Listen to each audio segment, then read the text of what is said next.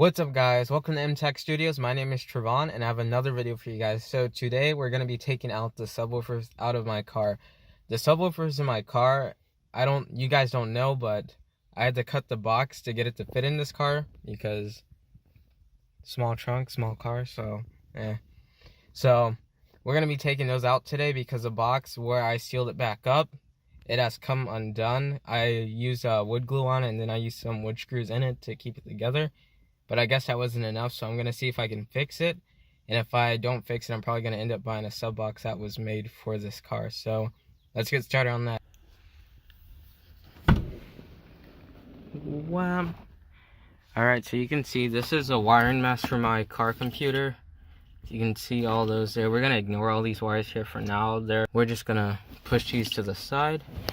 And we're just going to focus on these guys here. So let me explain the amp setup in this car. So this is my subwoofer amp, 1500 watts. So clearly that 500 watt kit wouldn't have worked for it anyway. So that's 1500 watts. Then we have the other one that's 1600 watts.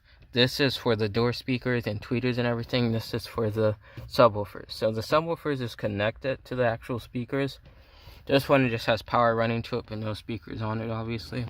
RC is a ran from the radio to it, but it's not powering anything. So we're just gonna disconnect these.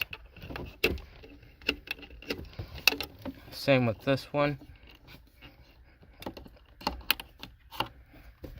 And now all we have to worry about is the power wires on this guy. So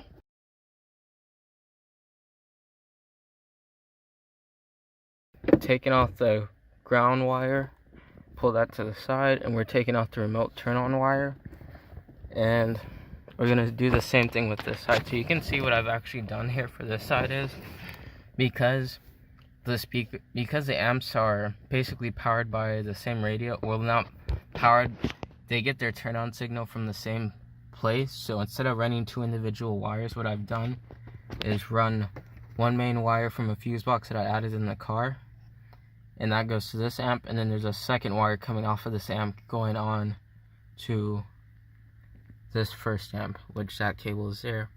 It used to be up there. So we're just gonna undo this one also.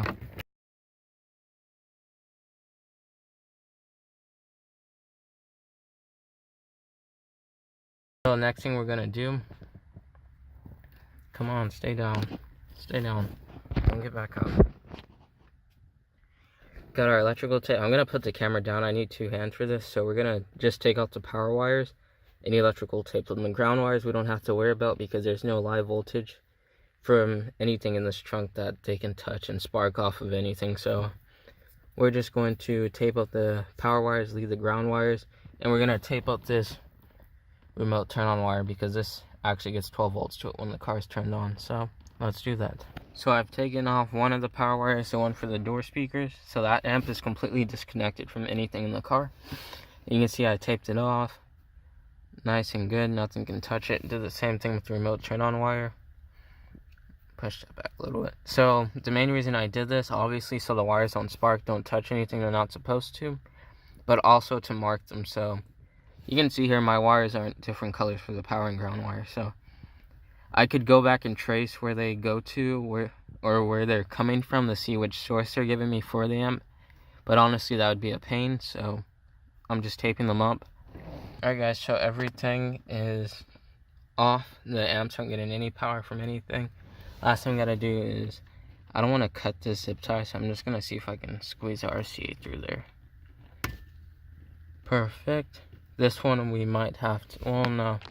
That zip tie we can just pull the wires through. Let's start with this guy.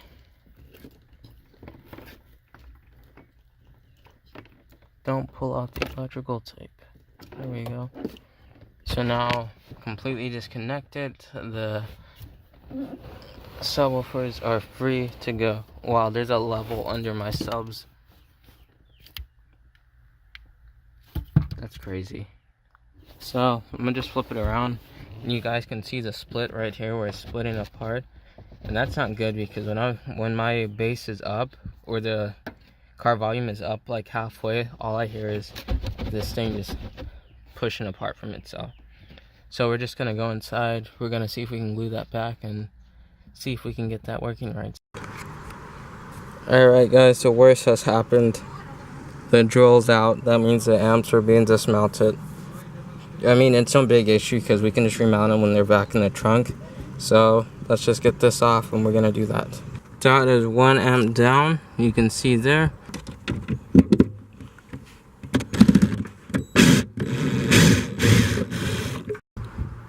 Alright guys, so that is amp 2 out.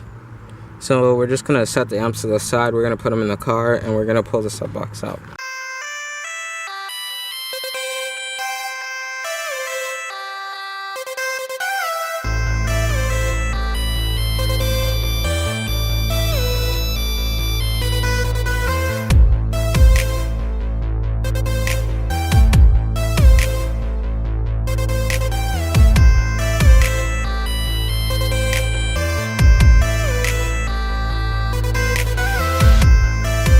Alright guys, that was a success.